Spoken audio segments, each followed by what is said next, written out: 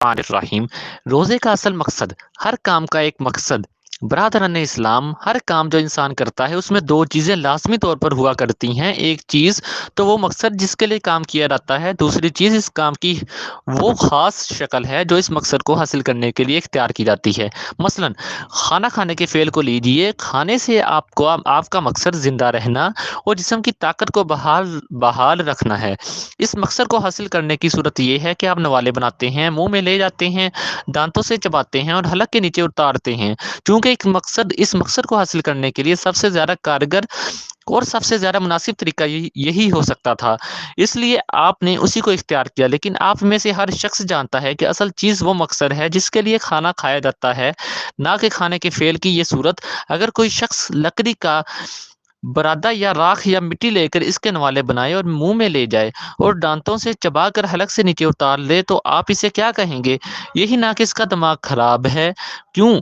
اس لیے کہ وہ احمق کھانے کے اصل مقصد کو نہیں سمجھتا اور اس غلط فہمی میں مبتلا ہے کہ بس فعل خود دن کے ان چاروں ارکان کو ادا کر دینے ہی کا نام کھانا کھانا ہے۔ اسی طرح آپ اس شخص کو بھی پاگل قرار دے دیں گے جو روٹی کھانے کے بعد فوراً ہی حلق میں انگلی ڈال کر کر دیتا ہو اور پھر شکایت کرتا ہو کہ روٹی کھانے میں جو فائدے بیان کیے جاتے ہیں وہ مجھے حاصل نہیں ہوتے، بلکہ میں تو الٹا روز بروز دبلا ہوتا جا رہا ہوں اور مر جانے کی نوبت آ گئی ہے۔ یہ احمق اپنی اس کمزوری کا الزام روٹی اور کھانے پر رکھتا ہے، حالانکہ حماقت اس کی اپنی ہے۔ اس نے اپنی نادانی سے یہ سمجھ لیا کہ کھانے کا فعل جتنے ارکان سے مرکب ہے، بس ان کو ادا کر دینے ہی سے زندگی کی طاقت حاصل ہو جاتی ہے۔ اس لیے اس نے سوچا کہ اب روٹی کا بوجھ اپنے معدے میں کیوں رکھوں، کیوں نہ اسے نکال پھینکا جائے تاکہ پیٹ ہلکا ہو جائے۔ کھانے کے ارکان تو میں ادا کر ہی چکا ہوں۔ یہ احمقانہ خیال جو اس نے قائم کیا اور پھر اس کی پیروی کی اور اس کی سزا بھی تو آخر اسی کو بھگتنی چاہیے۔ اس کو جاننا چاہیے تھا کہ جب تک روٹی پیٹ میں جا کر ہضم نہ ہو اور خون بن کر سارے جسم میں پھیل نہ جائے، اس وقت تک زندگی کی طاقت حاصل نہیں ہو سکتی۔ کھانے کے ظاہری ارکان بھی اگرچہ ضروری ہیں، کیونکہ ان کے بغیر روٹی معدے تک نہیں پہنچ سکتی، مگر محض ان ظاہری ارکان کے ادا کر دینے سے کام نہیں چل سکتا۔ ان ارکان میں کوئی جادو بھرا ہوا نہیں ہے کہ انہیں ادا کرنے سے بس طلسماتی طریقے سے آدمی کی رگوں میں خون دوڑنے لگتا ہو۔ خون پیدا کرنے کے لیے اللہ نے جو قانون بنایا ہے، اسی کے مطابق وہ پیدا ہوگا۔ اس کو توڑو گے تو اپنے آپ کو خود ہلاک کرو گے۔ ظاہر کو حقیقت سمجھنے کے نتائج۔ یہ مثال جو اس تفصیل کے ساتھ میں نے آپ کے سامنے بیان کی ہے، اس پر آپ غور کریں تو آپ کی سمجھ میں آ سکتا ہے کہ آج آپ کی عبادتیں کیوں بے اثر ہو گئی ہیں۔ جیسا کہ میں پہلے بھی آپ سے بارہا بیان کر چکا ہوں، سب سے بڑی غلطی یہی ہے کہ آپ نے نماز، روزے کے ارکان اور ان کی ظاہری صورتوں ہی کو اصل عبادت سمجھ رکھا ہے، اور آپ اس خیال خواہ میں مبتلا ہو گئے ہیں کہ جس نے یہ ارکان پوری طرح ادا کر دی، اس نے بس اللہ کی عبادت کر دی۔ آپ کی مثال اسی شخص کی سی ہے جو کھانے کے چاروں ارکان یعنی نوالے بنانا، منہ میں رکھنا، چبانا، حلق سے نیچے اتار دینا، بس انہی چاروں کے مجموعے کو کھانا سمجھتا ہے اور یہ خیال کرتا ہے کہ جس نے یہ چار ارکان ادا کر دیے اس نے کھانا کھا لیا اور کھانے کے فائدے اس کو حاصل ہونے چاہیے، خواہ اس نے ان ارکان کے ساتھ مٹی اور پتھر اپنے پیٹ میں اتارے ہوں یا روٹی کھا کر فوراً کر دی ہو۔ اگر حقیقت میں آپ لوگ اس حماقت میں مبتلا نہیں ہو گئے ہیں تو مجھے بتائیے یہ کیا ماجرا ہے؟ جو روزے دار صبح سے شام تک اللہ کی عبادت میں مشغول ہوتا ہے، وہ عین اس عبادت کی حالت میں جھوٹ کیسے بولتا ہے؟ غیبت کس طرح کرتا ہے؟ بات بات پر لڑتا کیوں ہے؟ اس کی زبان سے گالیاں کیوں نکلتی ہیں؟ وہ لوگوں کا حق کیسے مار کھاتا ہے؟ حرام کھانے اور حرام کھلانے کے کام کس طرح کر لیتا ہے؟ اور پھر یہ کام کر کے بھی اپنے نزدیک یہ کیسے سمجھتا ہے کہ میں نے خدا کی عبادت کی ہے؟ کیا اس کی مثال اس شخص کی سی نہیں ہے جو راکھ اور مٹی کھاتا ہے اور محض کھانے کے چار ارکان ادا کر دینے کو سمجھتا ہے کہ کھانا اس کو کہتے ہیں رمضان کے بعد پھر بے قیدی؟ پھر مجھے بتائیے یہ کیا ماجرا ہے کہ رمضان بھر میں تقریباً 360 گھنٹے خدا کی عبادت کرنے کے بعد جب آپ فارغ ہوتے ہیں تو اس پوری عبادت کے تمام اثرات شوال کی پہلی تاریخ ہی کو کافور ہو جاتے ہیں۔ ہندو اپنے تہواروں میں جو کچھ کرتے ہیں وہی سب آپ عید کے زمانے میں کرتے ہیں۔ حد یہ ہے کہ شہروں میں تو عید کے روز بدکاری اور شراب نوشی اور قمار بازی تک ہوتی ہے، اور بعض ظالم تو میں نے ایسے دیکھے ہیں کہ جو رمضان کے زمانے میں دن کو روزہ رکھتے ہیں اور رات کو شراب پیتے اور زنا کرتے ہیں۔ عام مسلمان خدا کے فضل سے اس قدر بگڑے ہوئے تو نہیں ہیں کہ مگر رمضان ختم ہونے کے بعد آپ میں سے کتنے ایسے ہیں جن کے اندر عید کے دوسرے دن بھی تقوی اور پرہیزگاری کا کوئی اثر باقی رہ جاتا ہے؟ خدا کے قوانین کی خلاف ورزی میں کون سی کسر اٹھا رکھی جاتی ہے؟ نیک کاموں میں کتنا حصہ لیا جاتا ہے اور نفسانیت میں کیا کمیاں رہتی ہے؟ عبادت کے غلط تصور کا نتیجہ سوچیے اور غور کیجیے کہ اس کی وجہ آخر کیا ہے۔ کہ میں آپ کو یقین دلاتا ہوں کہ اس کی وجہ صرف یہ ہے کہ آپ کے ذہن میں عبادت کا مفہوم اور مطلب ہی غلط ہو گیا ہے۔ آپ یہ سمجھتے ہیں کہ سحر سے لے کر مغرب تک کچھ نہ کھانے اور نہ پینے کا نام روزہ ہے، اور بس یہی عبادت ہے۔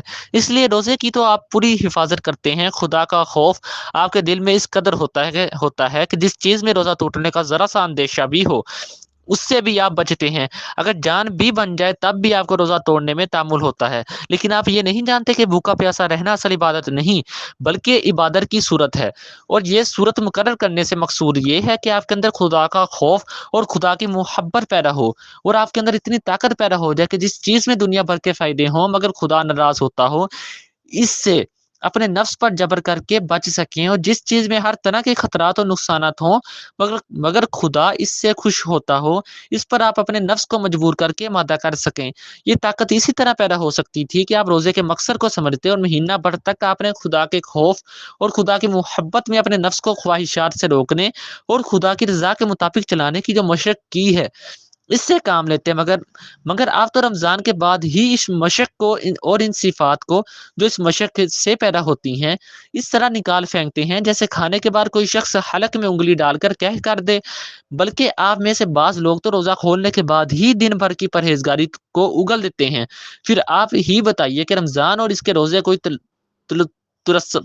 طلسم تو نہیں ہے کہ بس ان کی ظاہری شکل پوری کر دینے سے آپ کو وہ طاقت حاصل ہو جائے جو حقیقت میں روزے سے حاصل ہونی چاہیے۔ جس طرح روٹی سے جسمانی طاقت اس وقت تک حاصل نہیں ہو سکتی جب تک کہ وہ معدے میں جا کر ہضم نہ ہو اور خون بن کر جسم کی رگ رگ میں نہ پہنچ جائے، اسی طرح روزے سے بھی روحانی طاقت اس وقت تک حاصل نہیں ہوتی جب تک آدمی روزے کے مقصد کو پوری طرح سمجھے نہیں اور اپنے دل و دماغ کے اندر اس کو اترنے اور خیال، نیت، ارادے اور عمل سب پر شاد جانے کا موقع نہ دے۔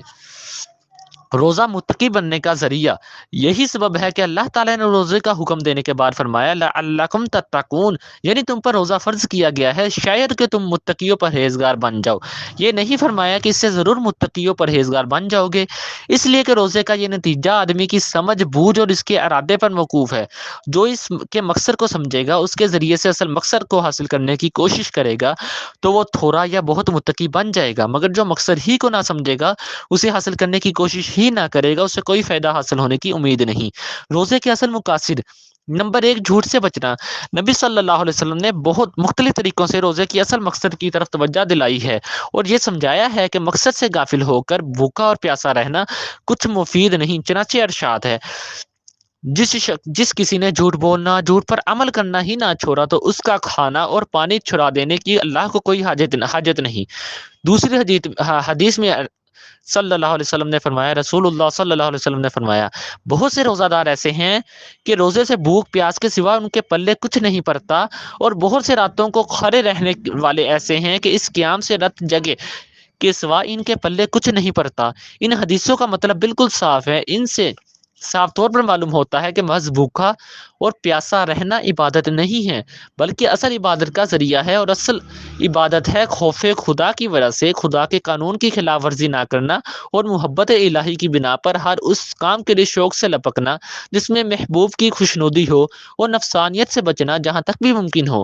اس عبادت سے جو شخص غافل رہا اس نے خواہ خواہ اپنے پیٹ کو بھوک پیاس کی تکلیف دی۔ اللہ تعالیٰ کو اس کی حاجت کب تھی کہ وہ 12-14 گھنٹے کے لیے اس سے کھانا پینا چھڑا دیتا۔ نمبر 2، ایمان و احتساب۔ روزے کے اصل مقصد کی طرف رسول اللہ صلی اللہ علیہ وسلم اس طرح توجہ دلاتے ہیں، یعنی جس نے روزہ رکھا ایمان اور احتساب کے ساتھ اس کے تمام پچھلے گناہ معاف کر دیے گئے۔ ایمان کا مطلب یہ ہے کہ خدا کے متعلق ایک مسلمان کا جو عقیدہ ہونا چاہیے وہ عقیدہ ذہن میں پوری طرح تازہ رکھے، اور احتساب کا مطلب یہ ہے کہ آدمی اللہ ہی کی رضا کا طالب ہو اور ہر وقت اپنے خیالات اور اپنے اعمال پر نظر رکھے کہ کہیں وہ اللہ کی رضا کے خلاف تو نہیں چل رہا ہے۔